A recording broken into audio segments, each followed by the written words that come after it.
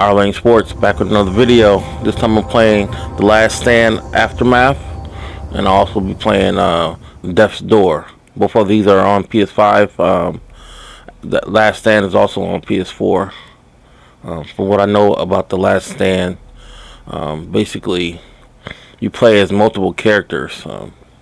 The character you start playing with is infected with a virus that's gonna change him to basically like a zombie, and you have so long to live, 3 or 4 days or so, and when you die, you die permanently, and you restart as a different character. And some of the knowledge that you pick up, you share with the next character that you play as. So it's got permadeath, so it's kind of a different take. With The Last Stand, there's no voice acting in here either, so you have to do a lot of reading. So you have to be in the mood to read, basically. And they do give you options of what you're gonna say and how much you want to talk. So you can kind of speed ahead if you don't want all the little background information and stuff like that.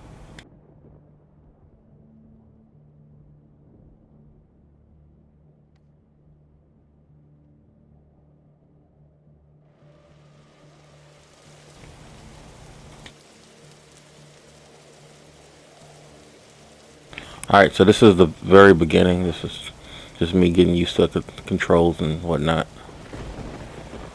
So I do like the graphics on here. I think they look pretty nice, but I would have preferred not having to read everything. I was trying to shoot them through the barricade, but I don't know, it wasn't going through. There it goes. See, that one went through, but then it just says screw it, and I'll just roll through. It does have a nice dodge button.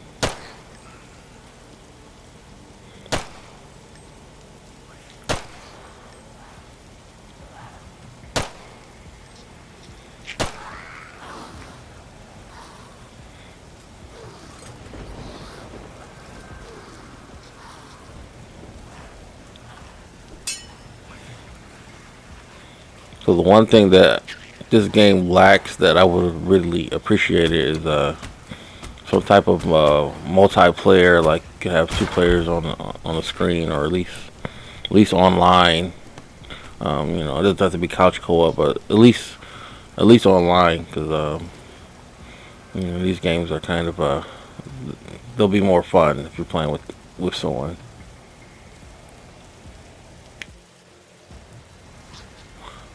So I guess here I needed to turn on the light in order to open up that gate, and then when I do that, that draws from these faster zombies.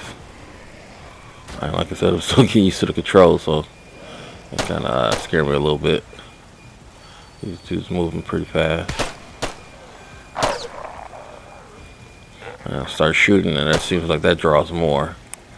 What is cool about this game too, it also has like a little bit of a stealth element to it as well. So you can certain areas you can sneak past.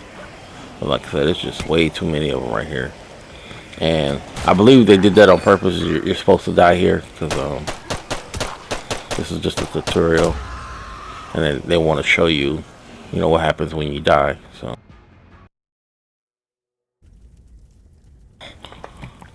So after you die, you come back as another character, and this is like the home base essentially.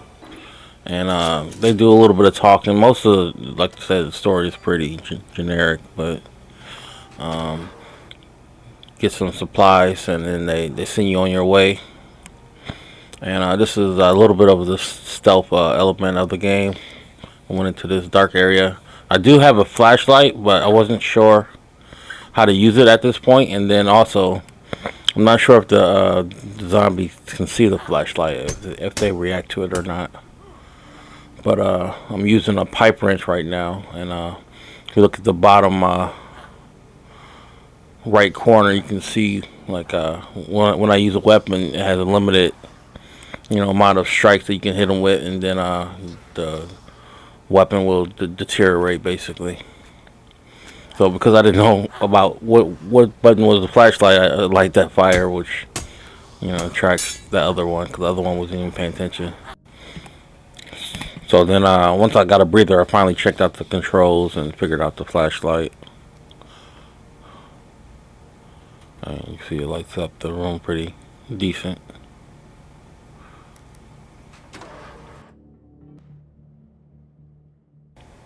So this is directly after that last scene. I continue my journey because I had run out of gas, so that's why I had stopped at that first one. But they tell me about this focus meter and the stealth elements of the game, as far as how to get around, quietly. So the focus meter kind of thing is like you press the button down and then it kind of scans the area and it'll tell you where like the zombies are, and also pop up items for you that you can scavenge. You see me using stealth here a little bit. Like I said, I'm still not sure about the flashlight, if they react to it or not. I haven't played the game enough to figure that out. But and this is any books that you collect will gain your character's knowledge, and then when you die, you pass on that knowledge. So, and you figure out how to combine things, and you can craft weapons, like health packs and things like that. Things that you need, batteries. You use batteries out in the field to get access to certain places. And here's me getting my butt kicked. Wow, too many of them. But yeah, it's a decent game. I think I would have more fun if I played with a friend. You can pick up this game currently for like $17.50. It's on sale for the rest of this month. Otherwise, it's $25. All right, let's check out this next game. All right, here's Death's Door. You play as a crow, not a raven. The crows and ravens are pretty hard to tell apart, but I guess you're a crow, and you're a soul reaper. So, and this game doesn't hold your hand at all.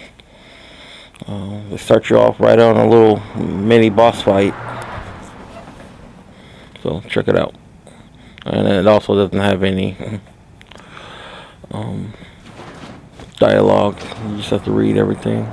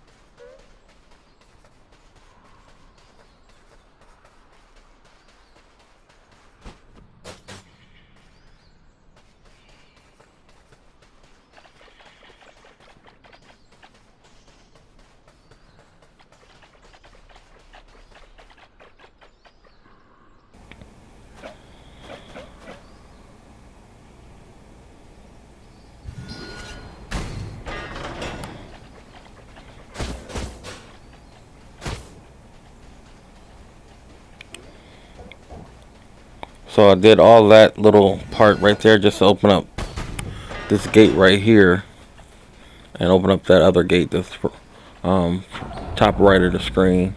This actually takes me back. The doors themselves, they kind of act as like save points, so you'll see those spawn throughout the map as you're playing. But this is the first little battle. I actually died a few times. I probably died like 5 or 6 times at least before I actually beat this guy. But it's not too complicated. You just can't get hit too many times. You can only get hit 4 times, and then that's a wrap. So, and then as far as your arrows, when you make contact with enemies, you gain like another arrow to shoot, essentially. So yeah, I get squashed pretty good the first time.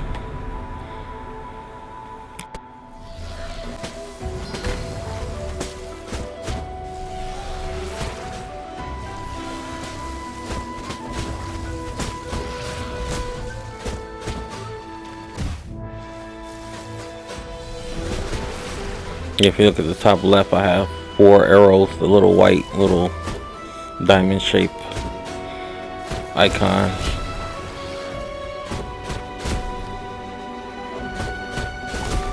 So after a bunch of tries, I beat this guy. And I guess that's supposed to be representation of his soul.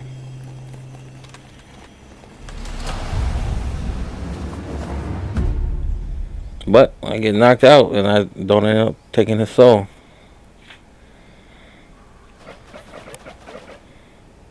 So the quest continues.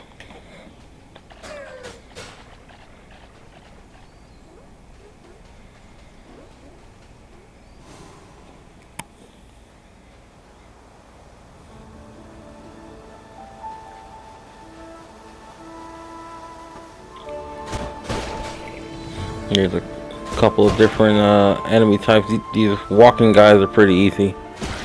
Then they have like these floaty flying things. Those are pretty easy as well. So that flower, basically you get a seed and you plant it in a flower pot, and that gives you your health back. So you got to use those accordingly. These rolly guys are pretty easy too, but these grabber guys, I don't know what to call them, but you got to kind of watch out for them because they're pretty quick.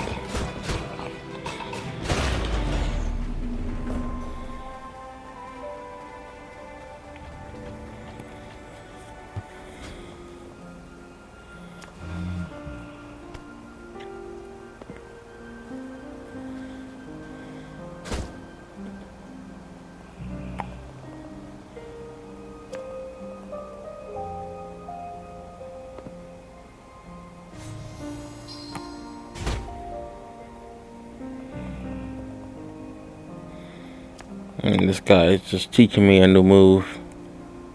You can roll and strike at the same time, and it gives you like a more powerful hit.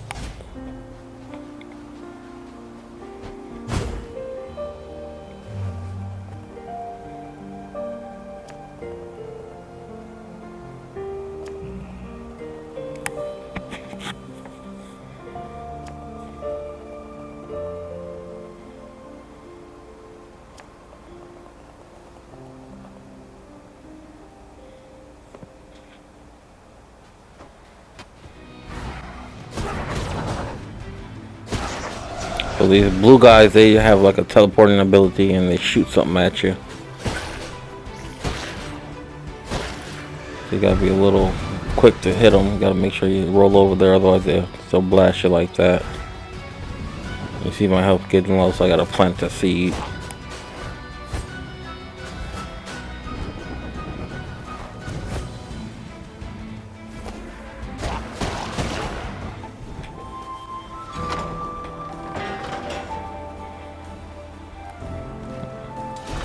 And then here's another boss battle.